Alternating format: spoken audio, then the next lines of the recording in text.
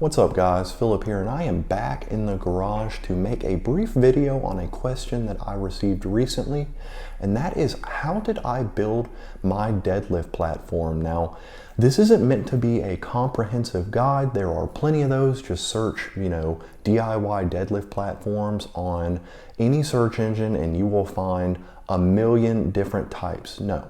This is mainly me just talking about what materials I used, what tools I used, and the dimensions and why I built it that way. So let's just talk about it a little bit.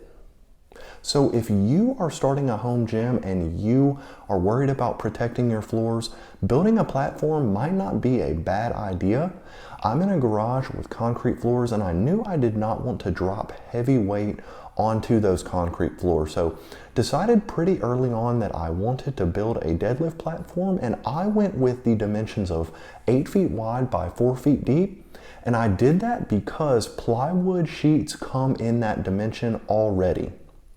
So it seemed like a no-brainer. Let's go ahead and do a 4 foot by 8 foot platform, and it's worked out very well. It's a great size for me as a standalone platform. That was something that I wanted, a platform that I did not put my power rack on. So I would recommend that size.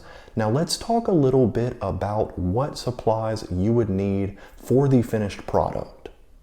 Okay, so your finished platform will be 2 4 foot by 8 foot pieces of plywood with 3/4 of an inch thickness each.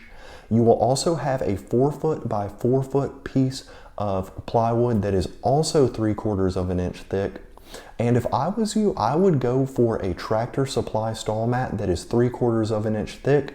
They come in a 4 foot by 6 foot size, and you will need 2 foot by 4 foot pieces of that. So that is kind of your supplies, your finished supplies, and the dimensions of each piece that you will need. So to get the finished materials that I needed to build my platform, I started with the raw material list of 2 4 foot by 8 foot, 3/4 inch thick sheets of plywood, and I got another 4 foot by 8 foot, 3/4 inch thick piece. But this one was a nicer finish. It is the centerpiece that you see that I stand on for my platform. So I went with a little nicer finish on that. And at the time, stall mats were so scarce, you had to sell your soul to get some. I got the 1/2 inch thick stall mats from Tractor Supply. I think I had to get like 4 of them and then double them up so that each part of the stall mat, or each stall mat section, is actually 1 inch thick on mine. That's right, spoiler alert, I've been cheating this entire time, lifting off a 1/4 inch block. But what I would do now, since they are much more available, is go ahead and get one 4 foot by 6 foot stall mat from Tractor Supply. They come in 3/4 inch thickness, and you can go ahead and cut your 2 by 4 foot pieces for each side of your platform. So now that we know our raw materials and what we need to get them to finish it, let's talk about what kind of tools you will need. It's pretty simple. You won't need too many. If you do have to cut your top layer of plywood down to a 4 foot by 4 foot centerpiece, then you will need a circular saw of some kind. At least that's what I would use, and that's what I did use when I made mine. You will also need a straight edge or a straight blade, some kind of box cutter type blade, to cut your stall mats to size. And you will also need screws, of course, to screw everything together. And so for the screws, I used 2 different sizes. I used an 1.25 inch long screw to screw the bottom 2 layers of plywood together. And then I used a 2 inch long screw to screw basically the stall mats down into both of the other layers, and then also the top layer of plywood down into the other 2 layers of plywood. So that's just how I secured it. A few things that I will mention: it's a good idea to have a drill with a drill bit so you can drill pilot holes before you try to screw those screws in.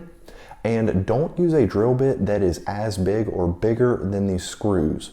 You want it to be a little bit smaller than these screws that you are screwing in for those pilot holes, okay?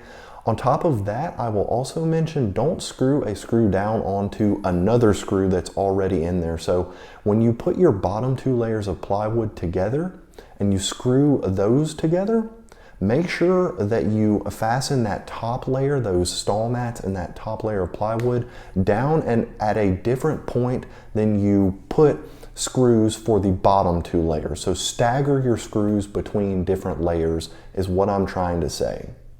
Okay guys, so that is what I used for my platform and how I put it together.